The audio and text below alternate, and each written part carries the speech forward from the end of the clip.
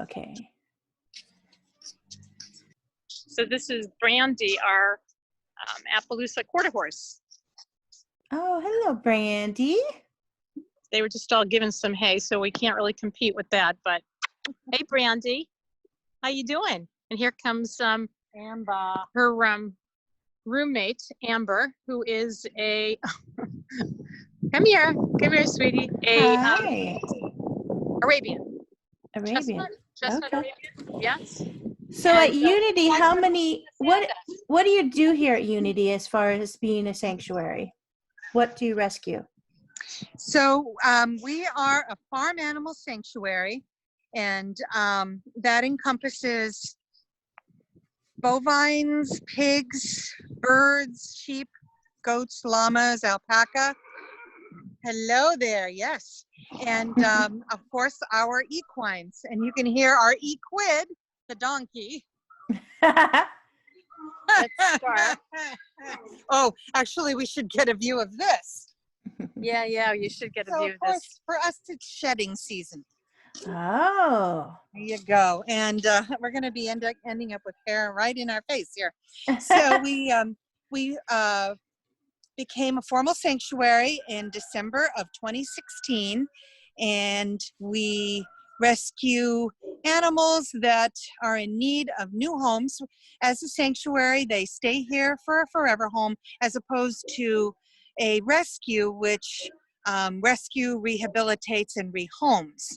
We were going to launch a rescue program, but we've put that on hold now because it is my belief that similar to the economic downturn of 2008, 2009, we are likely to have a lot more people who will not be able to afford to keep their horses. Yeah. It's something that happens. I think the Humane Society of America is preparing and trying to raise funds for helping people to keep their horses.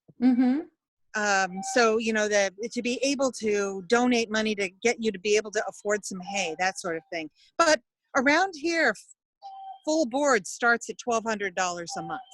Wow. And, you know, it's a lot of money if you're out of work. And I know the MSPCA here, our Humane Society in Massachusetts, is gearing up toward expectations. These guys are really tiny Welsh ponies, all rescues, and they're mother-son combos. Aww. Okay, he looks very happy. That's Squirt. And behind him is his mom, Dory. Hi, Dory. Hi, Squirt. So little Miss Furball over here that Kirsten's brushing, that's Margaret. And Margaret she's an example of what it's going to be like when the rest of us can't get to a hair cutter. Yeah. Oh no. Somebody cut off, I guess, some tangles in her mane before she came here. And we need to get working on that one too. Even that up a little bit. I know, yeah, but I know my hair is going to start looking like that. And way back behind her is her baby boy, Blaze. And I'm very happy to say that they formed this great new little herd. Aww. Yeah, he's beautiful. Yeah, they're very sweet. Hi, Blaze. But Dory and Squirt here kind of typify a lot of the animals that we see here. They're small Welsh ponies, but Dory, the mom, who's about 12 or 14 years old, somewhere 14. In there, was at auction and was picked up by somebody somebody who did a rescue and didn't know that she was pregnant. She also had a foal with her, I believe, at that time. So not only was she pregnant and had a foal, she had our developing Squirt right there. So somebody ended up taking her from auction, and I believe thinking that was a good deed, which obviously it is, but not knowing how to what she was going to do next, I believe they ended up after Squirt was born going on Craigslist for $2. So yeah, so I believe the foal was placed, but Dory, who has limited eyesight, was not an easy placement. She was scooped up as is Squirty Squirt Cakes, as I call him. They're just adorable. And they were adopted by or taken in by our now barn manager here, our farm manager, who kept them for several years before bringing them to us. Okay. But it's a typical story of how a lot of Hi. our horses end up here from auction. And again, Squirt has the same genetic disposition, it looks like, to blindness in one eye. Yep, and partly because in utero, she was already nursing a colt, and at Cranberry auction, you know, they don't really feed them when they're at the auction house. So nutritionally, he seems to have not had everything he needed when he was being carried, and so his eyesight's pretty limited. He's a beautiful, but beautiful he's very pony. sweet, Yeah. Strawberry roan, and Yeah. we love him. He's stunning. And they've recently had the other two come in, Margaret and Blaze, and they're just adorable together. The mother and son run. Yep, mother and son. Yeah. It's been fun. So and these are called what kind of horses? So these are Welsh ponies. Welsh ponies. Okay. And as is very typical for Welsh ponies, they come from lesson programs. I'm pretty sure that Dory was a lesson pony at one point, and we know that Margaret also was. Neither Squirt or Blaze, the boys, have ever been trained to saddle. I see. We have two other Welsh ponies, and we can stroll over there. You know, they come to us for many different reasons. We have Amber, who was shown as a young filly and then rescued by someone who really worked with Arabians, and her paddock mate Brandy, she I guess was always more of an intermediate to experienced ride, so it was a little bit tricky placement for her, and so in the end she ended up here. This is Miss Millie. She's another Welsh pony. She was a hunter jumper, and for 26 years she was really well loved by are you having an argument about the hay, guys? Yeah, sure, funny. Chestnut mares, what can I say? So you know, at some point, a hunter jumper lesson pony can't jump any longer. She's, you know, she's like an athlete, like any athlete that needs basically a Motrin a day. Yeah. We take a lot of good care of her. And so just to say, we had a lot of rain yesterday, so everybody looks very disreputable today. Aw, that's okay. This is Sweetie. Hi, and Sweetie. Sweetie was a lesson pony in a local town. The barn owner really wanted her to have a chance to retire out to a safe location because, again, you know, you don't know what's going to happen at the auction level. But she's one of those where she would ride toward the end of the ring and then stop really suddenly. So that's when they knew that she needed to be retired. And living with her are a couple of mini horses. Oh. Really short horses. Oh, And hello. This one wants to come say hi. yeah, this is Cash. Muddy Hi, Cash. Hi, You're Cash. handsome. So You're a Cash, little guy. yeah, he's really little. He's, you know, I don't know. I don't know how many hands he is, but he's really short at the withers. And of course, I'm not bringing any treats, girl. You know, they all have different stories. His owner died of ovarian cancer. The other minis that we actually have another one who's just in the hospital barn right now with some other issues. But Gypsy over there came from a home where it's a common story. Owners age out. The owners were in their 70s. They needed walkers and canes, rotator cuff surgery, you name it. Yeah. And they couldn't care for them anymore. So sometimes it's monetary, sometimes it's physical or aging out. We ourselves have not rescued any OTTBs, the off-track thoroughbreds, because we have, and I'll scan so you can see our paddock size is really scaled towards smaller animals like the ponies or small horses. Mm-hmm. And we don't have open fields, so that For the gives exercise us- they need. yeah, Yeah. exactly. So Mhm. they do get walked here, and the paddock that Amber and Brandy are in, they can be lunged and long lined there, so that works pretty well. We took in a pair of Morgan mares last year. This is whoops. Didn't mean to Jewel. startle you.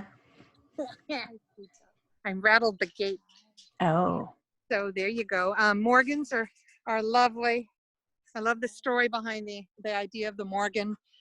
Justin Morgan was a school teacher in Vermont in the 1700s, and little Bub the Stallion is the forefather for all of these Morgans. But we took in 2 Morgans last year that unfortunately they had both foundered at 16 and 19. And so their laminitis, we actually, unfortunately, had to put the younger one to sleep. Her pain was just too great. But this one's better, and I've seen her trotting and everything. So, What is laminitis? So laminitis is an issue in the hoof, but it is usually a dietary sourced problem. And so high sugar diets, when they get overweight, sometimes it is an after effect of Cushing's disease, a common problem in older horses and ponies. We have Millie over there actually has Cushing's disease, so she receives medication for that. Mm-hmm. But so when we look at their hooves, we have been keeping them shaped well, but the bone inside the hoof, it starts to rotate slightly away from the wall of the hoof. Oh. And so I usually describe to the people on our tours that it is kind of like walking on your fingernails if your fingernails were separating from your finger. And putting Oh my all your gosh. weight on that. Yeah. So the pain can be so profound. There's an old saying with horses, if you don't have a hoof, you don't have a horse. Mm-hmm.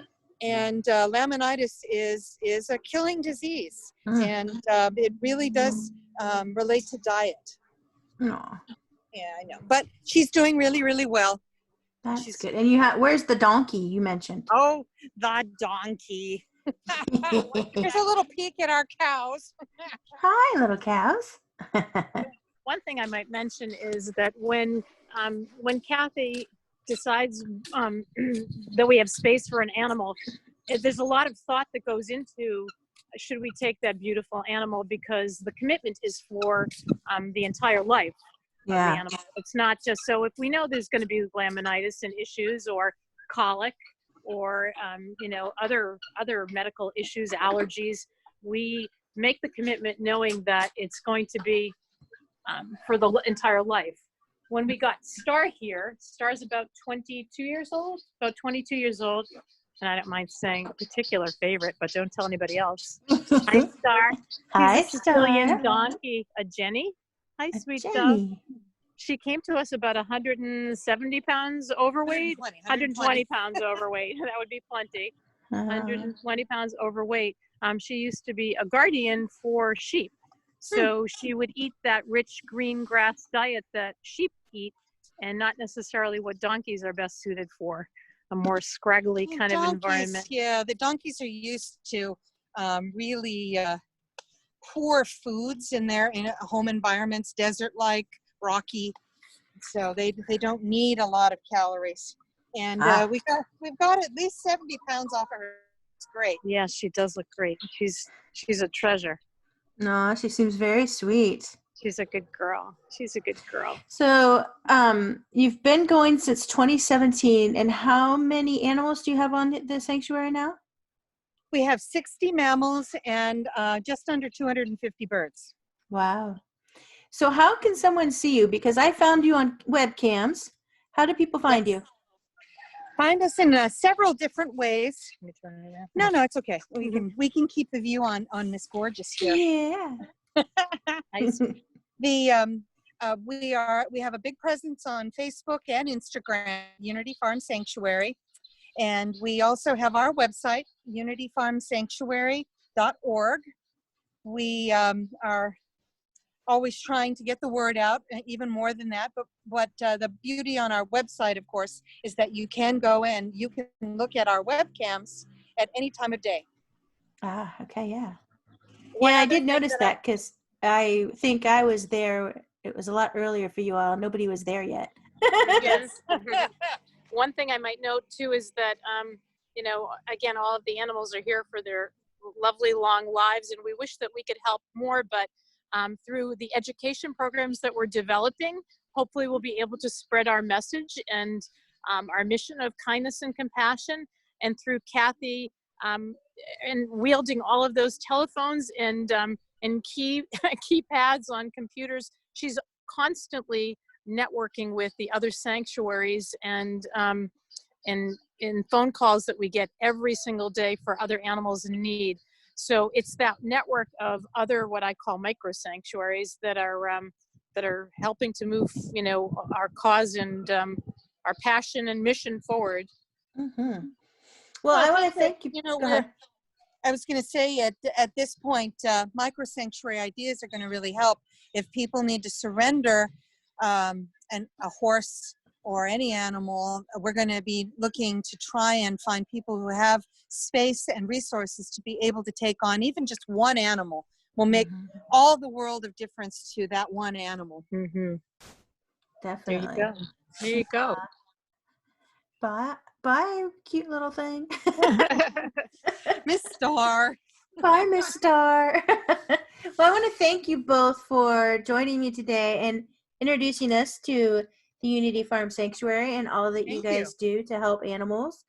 Yeah, visit us at our unityfarmsanctuary.org page and keep doing the good work that you're doing as well. Yeah. Do you all take interns? Because I get that question a lot of where's a good place to get an internship to work with horses and things.